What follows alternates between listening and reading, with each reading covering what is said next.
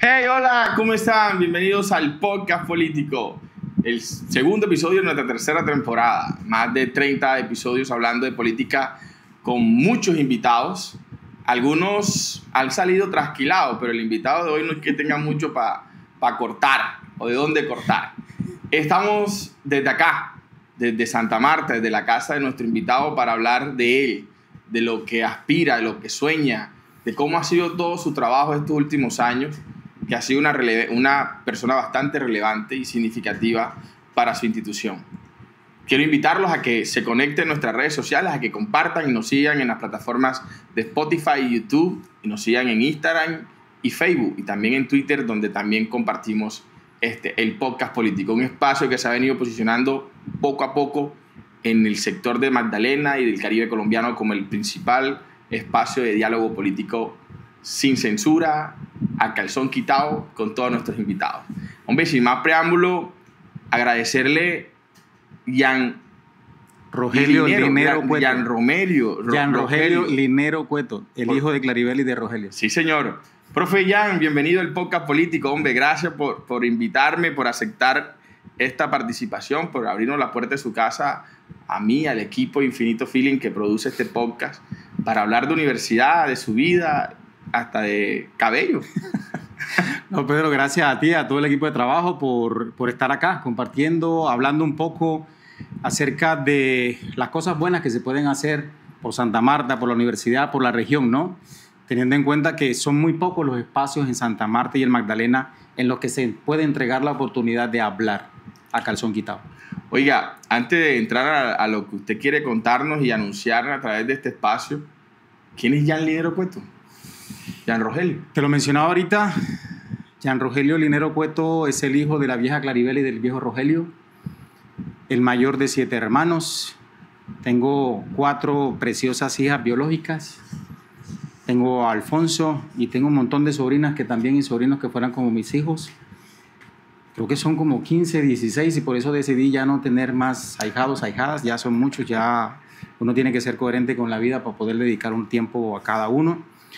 Soy una persona que se ha dedicado principalmente a la academia, a ser profesor en todos los niveles, desde primaria hasta doctorado, y que Papá Dios en el camino de la vida me ha venido transformando para poder ocupar ciertos espacios de servicio a la sociedad sin esperar nada a cambio. ¿Te consideras un buen profesor, ve?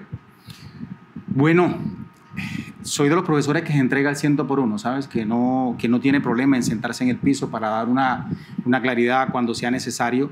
He venido evolucionando con el tiempo para bien de muchos estudiantes. Al comienzo era como muy estricto, pero lo que no pueden decir los muchachos es que he sido un profesor bomba. Eso sí no lo va a decir absolutamente nadie. Soy un profesor que se entrega y que además del ejercicio profesional que he tenido, no solo como licenciado en ciencias físico-matemáticas, sino a partir de lo que he podido hacer como magíster y como doctor, que incluso me ponen el remoquete hasta de ingeniero. Sí, yo pensaba que eras ingeniero. En lo absoluto no, dígame licenciado. Oye, pero como el chompre, oye, ven acá. O sea que tú sí te sabes bien la tercera ley de Newton. No creo, no existe la más mínima posibilidad de que las leyes de Newton a mí se me lleguen a enredar. Cero. Oye, fuiste algo que a mí me parece muy importante porque eres el primer profesor de la Universidad de Magdalena que entra a integrar el primer consejo científico de Colombia para asesorar al presidente Iván Duque. Bueno, en la época del presidente Iván Duque. ¿Cómo fue ese proceso? ¿Cómo termina siendo usted un asesor científico de la presidencia de Colombia? Bueno, para hacer esa precisión, en el 2019 cambia la normativa. Yo tenía un poco de experiencia en temas de proyectos que eran financiados por el Sistema General de Regalías y el vicerrector de la época, el doctor Ernesto Galvis, me dio la oportunidad de liderar un equipo, pero ese lideramiento, por llamarlo de alguna manera, ese liderazgo, perdón, corrijo, de formar ese equipo fue dándome cierta visibilidad y ahí le agradezco pues, al doctor Galvis habérmela dado. Y de ahí saltamos a alguien que me pide un amigo una hoja de vida y esa hoja de vida trasciende y después de 6 rechazos un senador se fija en mí y me dice no me debes nada, solo hazle caso al viceministro. Y ahí llegamos a la dirección ahorita se llama Dirección de Ciencia, en su momento era la Dirección de Generación de Conocimiento. Entonces tenías el nivel de ministro, el nivel de viceministro y veníamos los directores. Yo estaba allí y de acuerdo con la normativa vigente y que teníamos que impulsar la misión de sabios, que fue un trabajo bastante arduo, bastante interesante para guiar esa Colombia científica, pero sobre todo al servicio de la sociedad, para podernos llevar a un siguiente nivel y que las financiaciones de los proyectos en general fueran directo a lo que es ciencia, tecnología e innovación con la articulación de la cuádruple hélice. Y es allí cuando también de esa misión de sabios sale una de las sugerencias y es la conformación del Consejo Científico Nacional. Y escogimos a los mejores de los mejores, es decir, hicimos todo un trabajo estadístico de qué era lo que hacían esas personas y cuál era su impacto en la sociedad de acuerdo con lo que cada uno sabía. Y así se conformó el primer Consejo Científico Nacional al servicio de la República de Colombia. Wow. Ve acá, que quiero preguntarte, o sea, técnicamente usted es licenciado, magíster, doctor. Te faltó especialista de la Nacional. Bueno, especialista. Y me dieron duro por ser costeño, pero aprendí. Aprendí a no dejarme cuando me maltratan. Sí. Sí. Bueno, te voy a preguntar precisamente por eso ahorita, pero quería llevarte a una pregunta, es de todas esas cosas que has logrado en la vida, que son significativas, incluso para algunas personas podrían ser incluso hasta imposible. ¿Cuál es ese logro que jamás o que no podría comprar toda la plata del mundo, que no querías cambiar por nada del mundo, que has logrado? ¿Qué es ese triunfo que has tenido en la vida que no cambiarías por nada? Ser papá. Sin duda alguna, ser papá. Entregarme a esas criaturas que Dios me regaló es mi mejor reconocimiento, mi mayor logro. Ser papá. Por eso día a día las levanto con besos, así no se quieran levantar, ya sabes. Pero para mí verlas un día más es un reconocimiento de parte de Dios. Oye, hay una etapa en la que no se quieren bañar, ¿eh? ¿No? Todavía no lo hemos pasado, créeme. Todavía sigue ahí. Yo tengo uno de 4 añitos y es una cosa jodida. El bañarse, el levantarse, pero bueno, está siempre activo. Es que estamos mal en el sentido que los ponemos a madrugar mucho. El colegio tendría que pensar a las 7:30, 8 de la mañana, algo así. Con una jornada un poco más extendida, entonces levantar... Hablando de eso, del colegio y esas cosas, hay una frase o hay una crítica que hace el rector actual de la Universidad del Magdalena sobre los hijos de profesores de universidad pública que los tienen en universidades privadas. ¿Tú qué piensas de eso que dicen que los que trabajamos en entidades públicas o los que trabajan en entidades públicas tenemos que poner a nuestros hijos en colegios públicos? Los que tenemos hijos, hijas, y los papás que hemos acompañado a las mamás a buscar ese cupo para poder entrar, y voy a mencionar algunos acá, no sé, el Liceo Celedón o el Laura Vicuña o la Normal San Pedro o la Normal de Señorita. Es decir, uno por lo general de papá se preocupa por esos temas académicos de los hijos y, obvio, busca en donde se den las mejores condiciones. Ojo con lo que estoy diciendo, no los mejores profesores, porque los mejores profesores son todos aquellos que se la inventan a pesar de que los recursos no son los óptimos, ¿vale? Pero cuando nosotros fuimos, no encontrábamos los cupos. Y entonces hubo un momentico en que sí íbamos a encontrar algunos cupos, pero nos dimos cuenta que éramos capaces en ese momento de quitarle un cupo a alguien que incluso tal vez lo merecía más que uno, porque a nosotros nos pagan bien. Es decir, yo tengo poder adquisitivo para poderle pagar el colegio a la nena, y no necesariamente porque no confíe en la educación pública, porque yo fui profesor de privado y yo fui nombrado en el distrito de Santa Marta y renuncié por convicciones de vida. Juzga tú si me ha ido mal.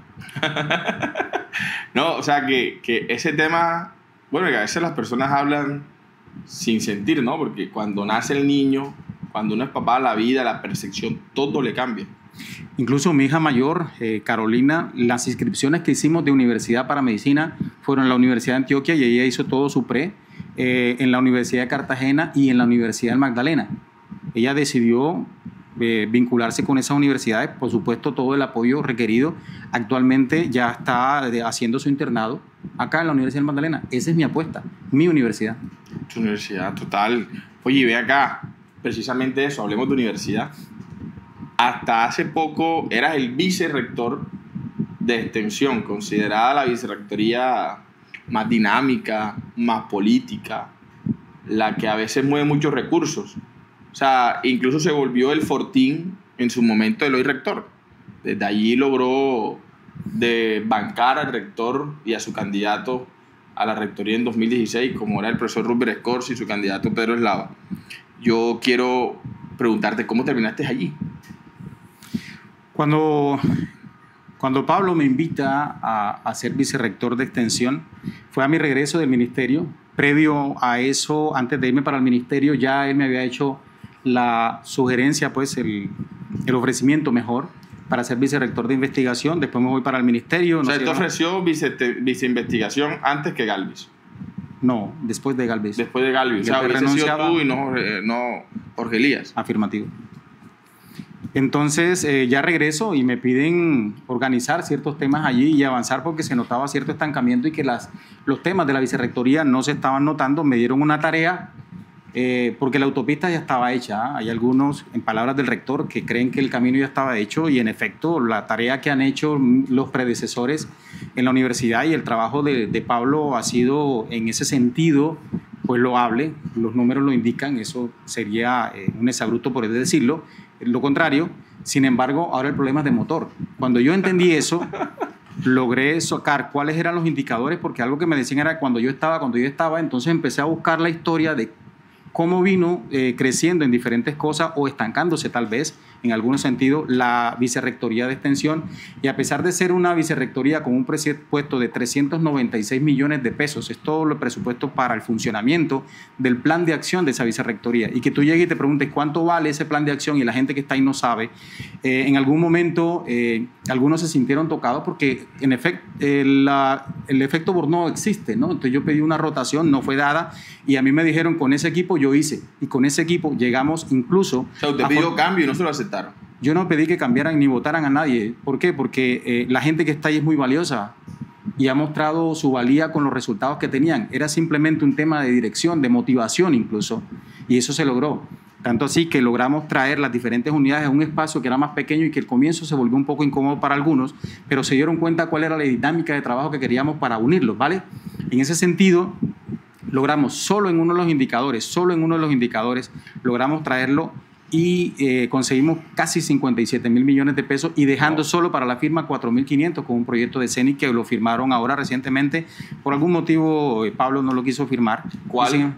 El de CENIC.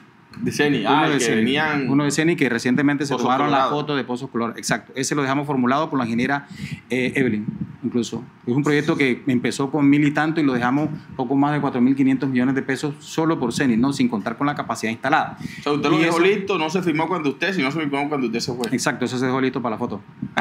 Cuando tú eres servidor público, estás para eso, no estás para recibir ni los aplausos, ni los agradecimientos, ni reconocimientos, ni nada de eso. Estás para servir simplemente. O sea, con todo esto que me acabas de decir, me surge la pregunta.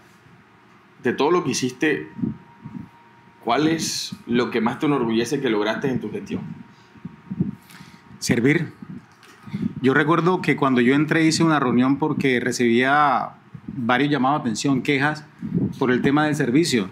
Y yo en esa primera reunión le dije a la gente que a mí no me gustaba ver sufrir a las personas y que esa vicerrectoría era una vicerrectoría con vocación de servicio y que si a alguien no le gustaba servir, pues que me avisara y yo le quitaba el sufrimiento. A partir de ahí la gente entendió con ese golpe así, digamos, este señor, ¿qué le pasa?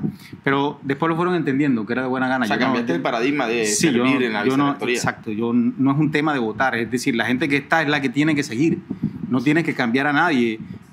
Simplemente saber, el buen dirigente lo que sabe es dónde pone a cada persona, a cada profesional. En términos de fútbol, ¿en dónde pones a cada jugador? Ven, mucho se rumoró de tu salida, ¿cierto?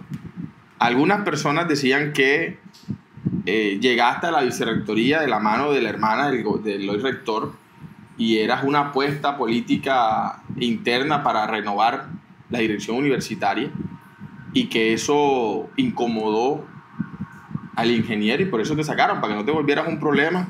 Algunos dicen que él se vio reflejado en ti, en que podías lograr terminar volviéndote lo que se le volvió para Rupert.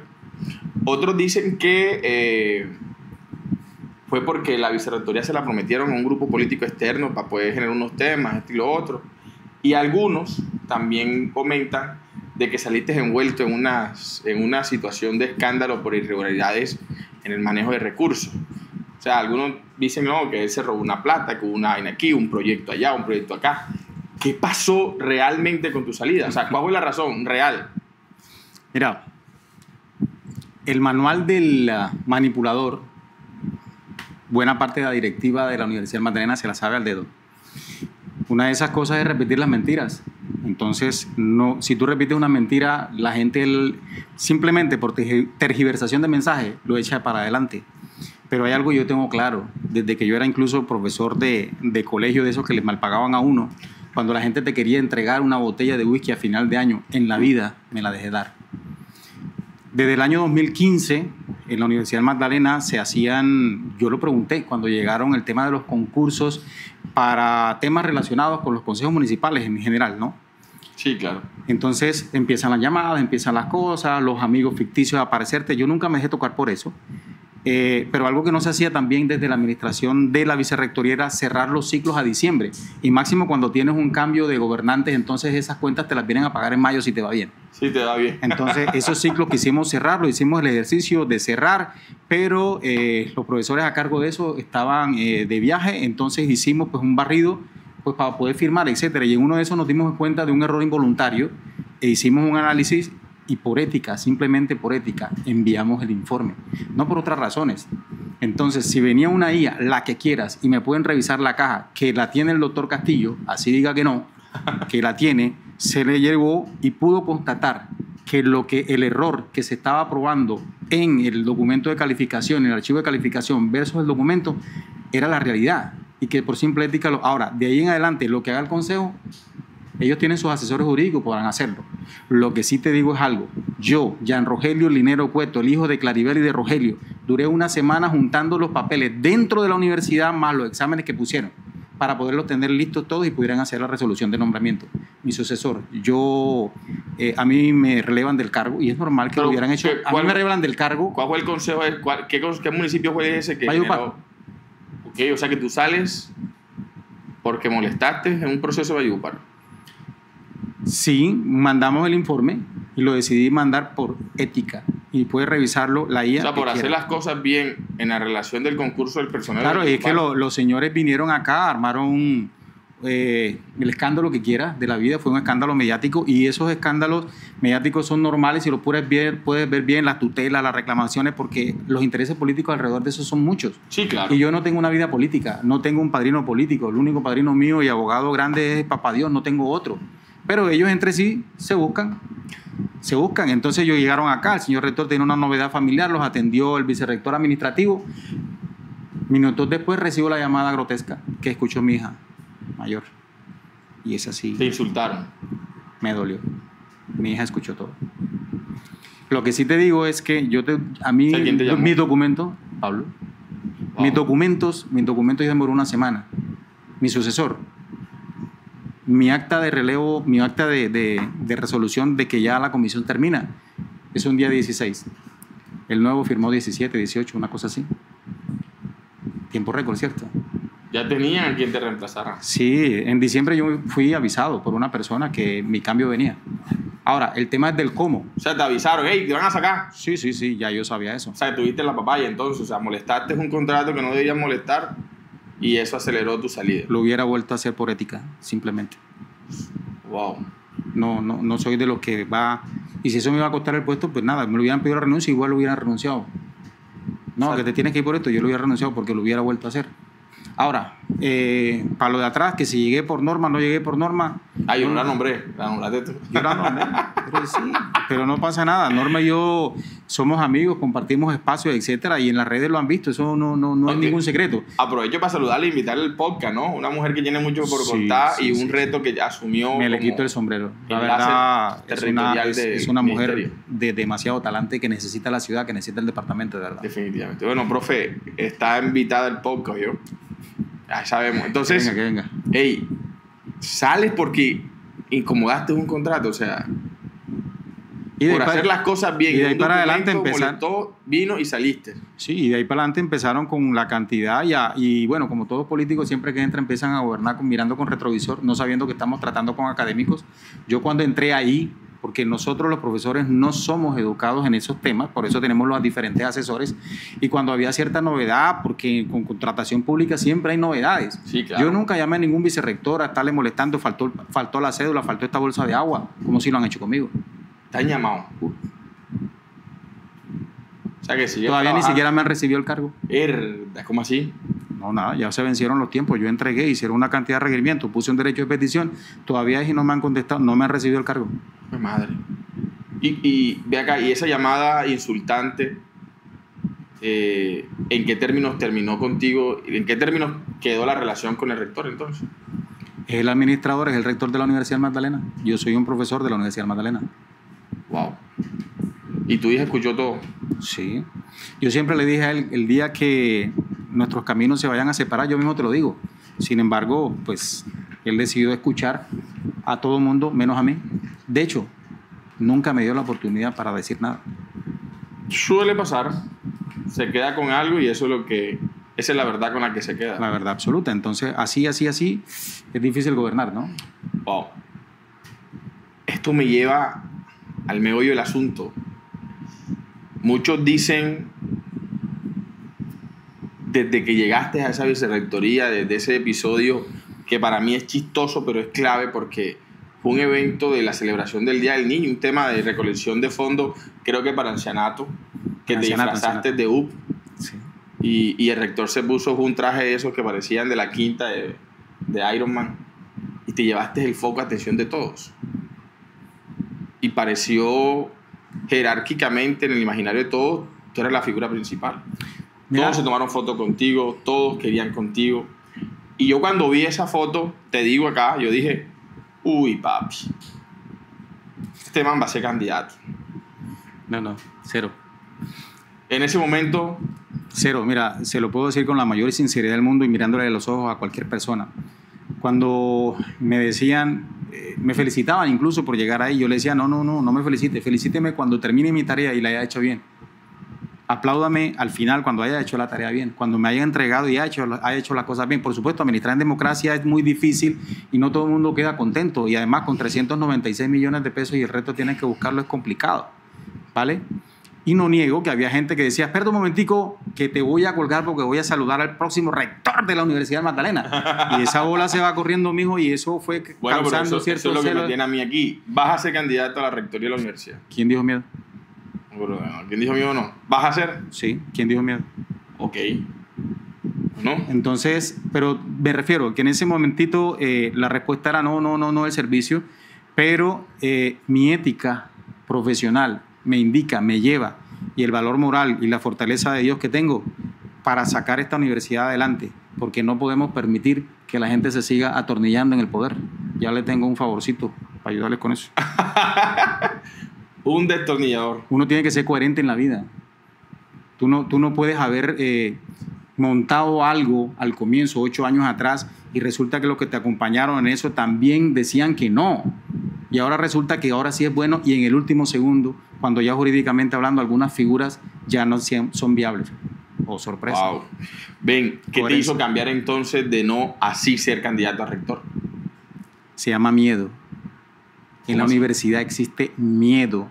Cuando tú hablas con la gente tiene miedo. Los profesores de planta, muchos me dicen, Jan, lánzate, hazlo. Otros me dicen, no, tú tienes unas hijas. En la universidad es peligroso. En la universidad han matado gente. Amenazan a los que quieren pensar diferente. En la universidad existe miedo. Tú vas caminando. Y a mí al comienzo me dio duro, ¿sabes? Pero yo entendí que es que la gente está cuidando su comida. Y perdón que me ponga un poquito sentimental ahí, pero que tú veas que camina alguien enfrente tuyo y que de repente, y que te saludaba con aquella, sin que fuéramos amigos, ¿no? Porque yo no entiendo y ahora se desvía la gente, y no porque el poder puede que embelece a la gente y toda la cosa, pero yo para eso tengo un par de zapatos viejos que por lo general me pongo una vez al mes, que me indican que soy el hijo de Claribel y el hijo de Rogelio y que me debo al servicio. Ser profesor es ser servicial, deberse a otro por vocación simple sin esperar nada a cambio. Sí, hay gente que queda esclavizada por el pan. Hay gente que las esclaviza. Y es que hay muchos dirigentes que no entienden que una cosa es que la gente sea agradecida y otra cosa es que la gente tenga que vivir esclava del agradecimiento. O sea y entonces viven del miedo, porque te voy a decir una cosa, la persona sin escrúpulos confía en el miedo de las personas que sí lo tienen y lo usan. Y en la universidad en este momento hay miedo de decir, yo no voy a votar por esa reelección, porque creen que lo van a votar y ese miedo hay que vencerlo. Tienen que votar por una persona que confíe en la calidad de los mismos que están para seguir haciendo las cosas bien. O sea, ¿qué piensas? Aquí cabe una cosa, o sea, se parece mucho a Fuerza Ciudadana. O sea, mucho Caicedo. Reparten el miedo, saca tus conclusiones. Hay situaciones en que la vida, las personas, con los hechos hablan más duro que con las palabras, no se les escucha nada. Y ahí están los hechos. Te pregunto, acabas de decir eso, de la reelección. O sea, ¿qué opinión tienes del cambio de estatutos? Coherencia. Está pésimo. Está pésimo. El estatuto había surtido todos los procesos en el académico, todas las certificaciones de la Oficina Asesora Jurídica, la de Planeación, la de Vicerrectoría Administrativa, incluso la de Secretaría General. Había surtido todo. Y entonces resulta que en el último segundo aparece, y me da pena, y me niego a creer que la Junta Directiva en pleno de ASPU se haya prestado para eso. Estos tienen que ser algunos que se prestaron para ese y les da, no sé, algún escosor, pero eso es un contubernio. Pero ¿cómo así que el 11, después de haber surtido todo y en 3 párrafos que ya estaban incluidos en el Estatuto General, son inocuos, no ganaron nada? Es decir, una invitación que en cualquier momento te pueden sacar. Eso no es una victoria de un sindicato, pero sí pues trajeron con punta, con pinzas, sacaron la parte de la eliminación de la reelección. Previo el rector se sale porque se iban a discutir las calidades para ser rector. ¿Por qué se salió si ya el estatuto estaba listo y no estaba incluida la reelección? O sea que fue el sindicato de profesores quien estipuló. Quien puso allí, pero entonces la delegada de la gobernación se niega y salen las 3 propuestas y la delegada de la gobernación vota negativo, todos los demás votan por la propuesta 2, que es decir, que se reelija por un segundo periodo porque el delegado de los egresados termina votando porque no se debe garantizar la no perpetuidad en las reelecciones. Y de ahí salen esas 3 propuestas.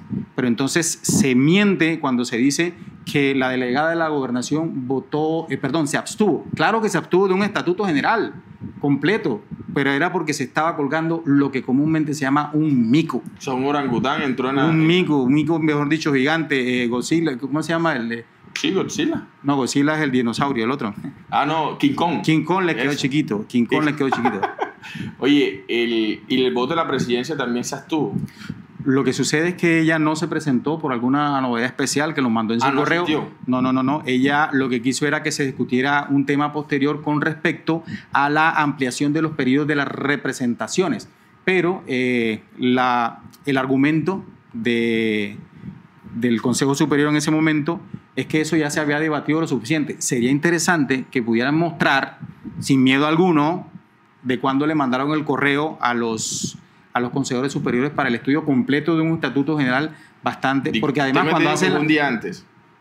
La carta es del 11, decía. Ven, hay una no hicieron un estudio completo, porque te voy a decir una cosa. De los estatutos generales, de las 34 instituciones de educación superior que tiene Colombia, hay 2 que tienen requisitos de 10 años, la Universidad de los Llanos y esta universidad. ¿Cuál es el miedo? ¿Y sabe quién preside el Consejo Superior de la Universidad de los Llanos? El mismo rector. Wow. Ven, hay un nombre, Ximena Socarrás. Mi solidaridad completa, no tengo el honor y el gusto de poder compartir con ella, pero me parece una mujer bastante valiente por enfrentarse. Alzó la voz en contra y me dicen que recibió de amenazas. En la Universidad del Magdalena, lastimosamente, se ha hecho carrera que el que se oponga recibe amenazas. No se te haga raro que después de que esto salga, venga la mía. Ahí sí voy a responsabilizar completamente a toda la directiva de la Universidad del Magdalena si le llega a pasar algo a mi familia o a mí. Wow. O sea, ¿quién creería que eso es lo que vive la pomposa universidad? Sí, pero soy un profesor y mi ética me indica que tenemos que oponernos a esas cosas que son antidemocráticas. La universidad es la universalidad del pensamiento y no lo estamos teniendo. Es decir, todo el mundo puede opinar lo que quiera siempre y cuando vaya en la misma línea que yo. Eso está mal. Tenemos un programa de liderazgo y empoderamiento de nuestros líderes estudiantiles que están siendo coartados No lo estoy diciendo yo, nada más basta ver el enfrentamiento y las palabras que ha hecho el estudiante de medicina para enfrentarse a eso. Pero ¿por qué otros líderes no se levantan? Simplemente porque han sido llamados, porque han sido coartada su voz. ¿En dónde quedó el Viva la U? ¿En dónde quedaron las asambleas estudiantiles? ¿En dónde quedaron las asambleas de profesores? ¿En dónde quedó la asamblea tripartita y que se sienta el Viva la U, que retumbe el Magdalena Grande si se quiere? No lo tenemos. Y nosotros necesitamos recobrar la voz del profesor, la voz del estudiantado, porque para poder crecer el disentimiento es necesario. Yo te tenía pensado la pregunta de cómo está la universidad hoy, pero lo que concluyo, y no sé si lo complementa, es miedo, cercenado el liderazgo, no hay opinión, no hay libertad de opinión. No, cero. ¿Cómo está la universidad entonces? Con mucho miedo. Lo dije ahorita y lo vuelvo a repetir y lo seguiré diciendo. El miedo impera en la Universidad del Magdalena. La gente tiene miedo de que si vota y se den cuenta del voto, porque el voto es electrónico y todos allá han visto cuáles son esas particularidades y tácticas, tretas que utilizan para colocar los votos, cuando entregan computadores también para que la gente haga diferentes votaciones, cuando no entregan los diferentes censos o las maneras de comunicarse. El sistema electoral de la universidad es corrupto. ¿Por qué no lo hacen presencial? ¿Cuál es el miedo? Entonces, ¿por qué compites contra alguien que parece prácticamente indestronable? Te voy a decir una cosa, yo no estoy compitiendo. De hecho, no es competencia. Porque en palabras de él, dice que todavía no se ha decidido, aunque todos los hechos marquen que sí. Por un poquito de coherencia, de ética, y por unas palabras que un amigo más de él, que mío, bastante más de él, que el cabildo gobernador Arbaco, en paz descanse, decía: el ancestro que seremos. ¿Cómo quieres que te recuerden? Con todos los premios que ha recibido por la brillante carrera que ha desarrollado en la Universidad Magdalena, desde que fue representante, las diferentes representaciones que ha tenido en la Universidad Magdalena, desde el Consejo Académico, Consejo Superior, también me entra la duda si fue consejero de facultad, pero también director de la Oficina Asesora de Planeación, vicerrector de Extensión, rector de la Universidad del Magdalena. ¿Para dónde vas? Es decir, la carrera brillante. Es decir, tendríamos que seguirlo apoyando para un escenario, ¿por qué no? Por donde quiera ir. O sea, la carrera es brillante. ¿Cómo quiere que lo recuerden? ¿Como eso? ¿O como la persona que se atornilló y cambió y que produjo miedo? Wow. Para mí, por eso te digo, no debería ser una competencia. Ponlo tan fácil como esto. Este es el momento, incluso, para que la Universidad Magdalena piense en liderazgos femeninos.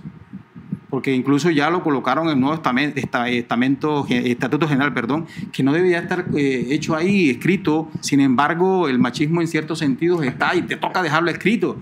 Pero mira que si hay mujeres valiosas en esa universidad, que son contestatarias, que son investigadoras, que conocen el mundo académico, que conocen la investigación, pero que también conocen el mundo empresarial.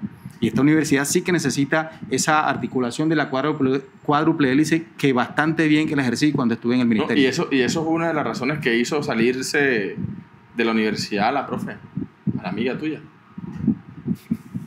No encontró espacio, no había más para dónde crecer para una mujer con su liderazgo, con su tenacidad. Se necesita que los estudiantes crezcan en su liderazgo, pero ¿cómo lo hacemos si nosotros mismos no le damos la espalda, porque no les permitimos que hablen, que sean contestatarios? Eso hay que dejarlo y hay que permitirlo, no hay que censurarlo, hay que dejarlo que se expresen. Ven, entonces, te tengo que preguntar, ¿la universidad ha sido bien gerenciada? Los resultados están ahí. El tema es a qué costo se ha hecho eso. Y voy a decir que en una primera campaña, en una primera oportunidad, en una primera gerencia, las cosas se hicieron de buena manera. El poder, sin embargo, va cegando en algún sentido algunas cosas, que se van normalizando algunas actitudes. La segunda gerencia, en términos de calidad humana, del respeto a la persona, del respeto al profesional, se ha venido abajo. Y la necesidad, y sabemos que en Colombia el trabajo casi no hay. ¿Qué te digo de Magdalena? Si la Universidad de Magdalena es la empresa más grande que se tiene aquí. Y tú sabes el poder que da eso, y algunos no lo quieren soltar. Saca cuenta en el tiempo de los últimos 16, 20 años quiénes están ahí, y ya. ¿Quién,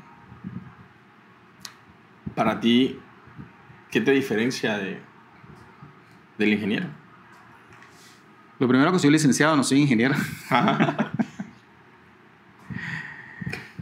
Mis papás me enseñaron que todo se arreglaba hablando y que siempre en toda historia había dos versiones como mínimo y que todo se arreglaba hablando. Y entonces, en la medida en que uno está dispuesto a dialogar, tiene que estar dispuesto a ceder cosas. Y que la mayor herencia que ellos me pudieran dejar fue la educación. Y aceptamos todos, mis hermanos y yo, esos consejos y ahí estamos. Yo crecí en la lealtad de un hermano, en donde por dentro nos damos puño y patada, en donde alguien no quería lavar los platos y ponía las quejas, pero hay de que pasara algo de ahí hacia afuera.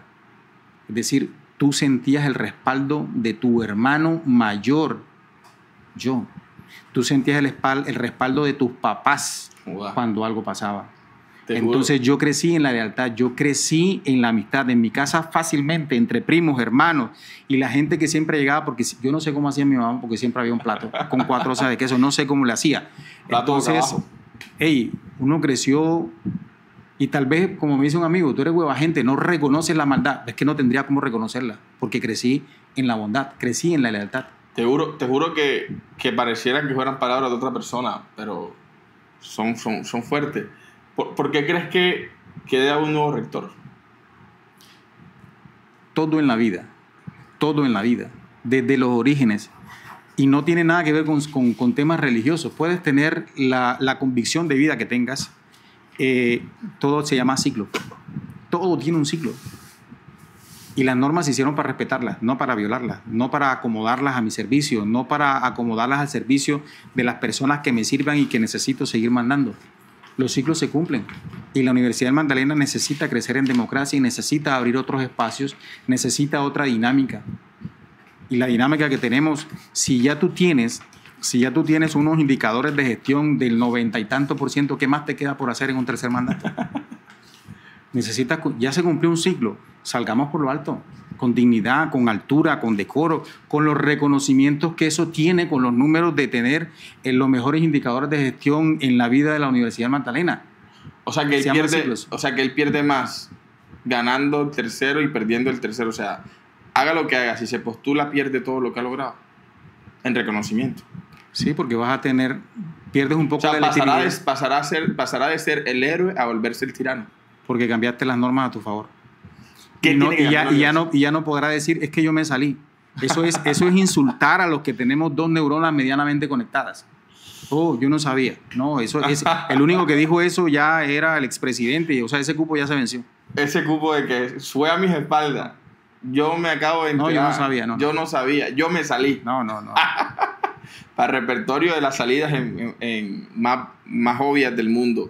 ¿Qué tiene que cambiar la universidad? ¿Qué se tiene que cambiar? La universidad tenemos que cambiar los liderazgos, tenemos que empoderar a los profesores, tenemos que los directivos que estén sean un poco más de gestores y no tan operativos. Necesitamos que la universidad se articule de más y mejor manera con la empresa. Es decir, que esa articulación de la cuádruple hélice se lleve de mejor manera y que cuando tengamos a esos chicos de talento Magdalena, con ese apoyo, porque la universidad tiene que acercarse más al territorio. Y está claro que antes era la educación media y básica por acá y la universidad como más, por eso el nombre de superior, tal vez una cosa así, pero está claro que los niveles ahora están más cerca. Nosotros, como Universidad Magdalena, tenemos que acercarnos más y tenemos una facultad de educación, tenemos doctorado en educación. Es decir, nosotros tenemos esa sapiencia, si se quiere, de hacer esa conexión, porque muchos de nuestros profesores también son profesores en los diferentes colegios públicos del departamento de Magdalena. Esa conexión con el CREO para que produzca un mejor y mayor valor agregado en el territorio desde las necesidades del territorio. Entonces, ahora con toda la tecnología que tenemos, simplemente es buscar esa alternancia, esa articulación en la que desde el territorio podamos crecer y no solo el CREO que le prestemos la mayor atención cuando necesitemos que ellos voten. La respuesta es no. Cuando los tutores de CREO voten, la respuesta es no. Es decir, ¿cómo hacemos con esas personas que están allá, que conocen cuáles son las necesidades? Y está claro, el CREO ha crecido impresionante y con ese cambio de visión que se dio de lo que era antes el instituto ahora, que con el nombre y la definición que tiene, pues obvio que hemos crecido, pero es necesario que la universidad esté allí y que la conexión con esos chicos que vienen desde la básica y desde la media vocacional vengan acá a la universidad, en esa articulación se dé de mejor manera, pero sobre todo que los municipios en sus acuerdos tengan un fondo que dé cuenta de que se puedan mantener esos muchachos, porque a mí me preocupa que ellos estén aquí y que los alcaldes estén maniatados y no se les pueda cumplir con todo el sueño. ¿Ah? No, ven, te digo algo. Te digo una pregunta pingamosera, porque te involucra directamente. Suéltala. ¿Usted está de acuerdo con que entren a asumir cargos directivos actores políticos externos que no tienen nada que ver con la academia universitaria? Se corre el riesgo de que no sepan de lo que están hablando. Entonces, la respuesta es no. Yo sí estoy de acuerdo en que tiene que existir la articulación, como lo dije, de la cuádruple hélice, y la mencionamos, que es la sociedad, la empresa privada, la academia y el Estado. Pero el Estado está representado por actores políticos.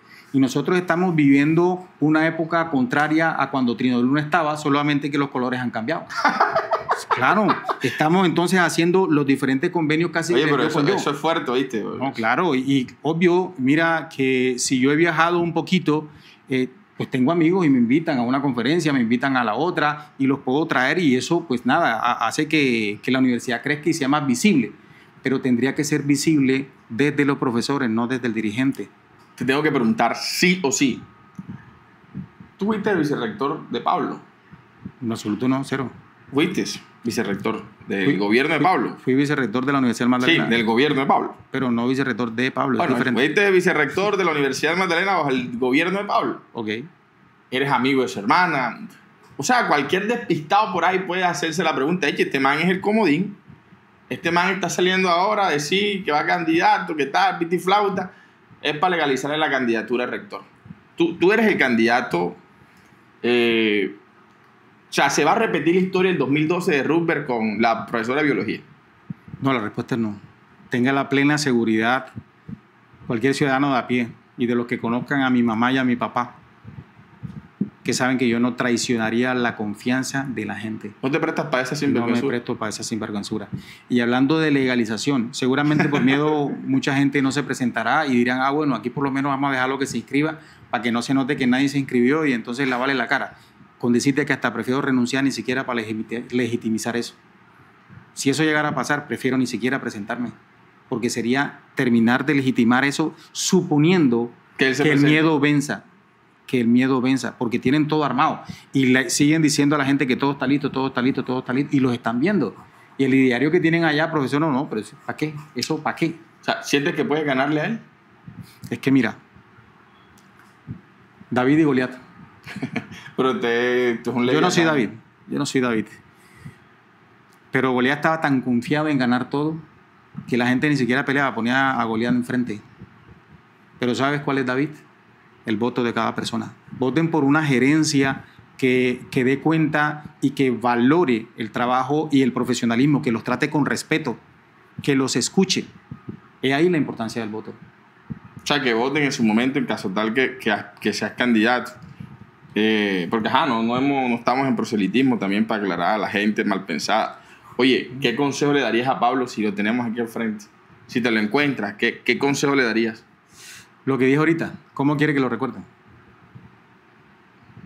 Yo creo que ha hecho las cosas gerencialmente hablando, lo suficientemente bien, que le da para seguir avanzando y que jaló en esta universidad, porque si hay una persona que ha leído y ha entendido en cierto sentido la universidad, el territorio, y no digo territorio únicamente refiriéndome a Santa Marta, él es una persona que entiende la dinámica y que puede ocupar incluso un cargo a nivel nacional, ¿por qué no? Pero voy a decir que su ciclo ya terminó, ha hecho bastante y debería ser coherente con lo que prometió desde un comienzo. Wow. O que lo recuerden como el detonador que tienes ahí. Él decide. Te tengo unas preguntas rápidas. Yo tengo aquí una dinámica de preguntarte por personas, a veces incomodar y no incomodar. De agradecerte por aceptarnos esto y por anunciar tu candidatura, tu precandidatura a la rectoría de la universidad. Rápidamente, sí, no, reelección. Nunca, cero, no. O sea, si en caso tal sea rector, no te reeliges por segunda vez. No, 4 años, punto. Cierto. Universidad del Magdalena, ¿para ti qué es? Una palabra.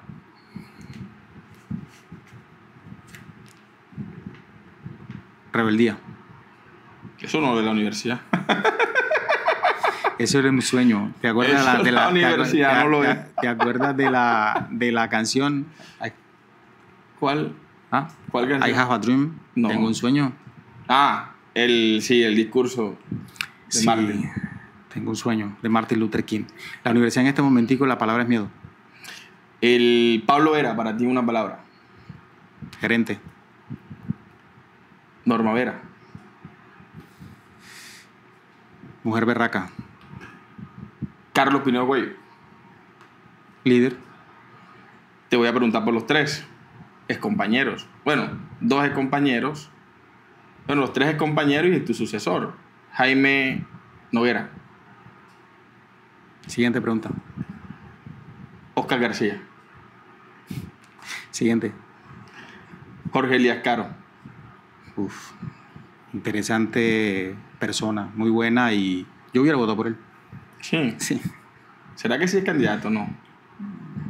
Yo hubiera votado por él, pero ahorita no sé. Podría ser la opción de Pablo si decide.